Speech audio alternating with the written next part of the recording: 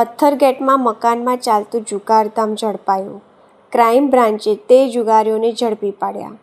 વડોદરા શહેરમાં જુગારની ગેરકાયદેસર પ્રવૃત્તિઓને ડામવા પોલીસ કમિશનરની સૂચના અંતર્ગત ક્રાઇમ બ્રાન્ચ દ્વારા સઘન કાર્યવાહી હાથ ધરવામાં આવી રહી છે.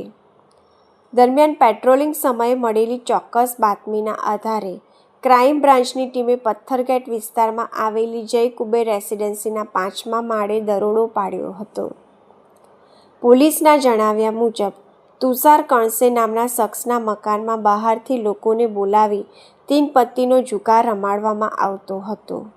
ક્રાઇમ બ્રાન્ચની ટીમે દરોડો પાડી મુખ્ય આરોપી તુષાર કણસે સહિત કુલ 13 શખ્સોને જુગાર રમતા રંગે હાથ ઝડપી પાડ્યા હતા.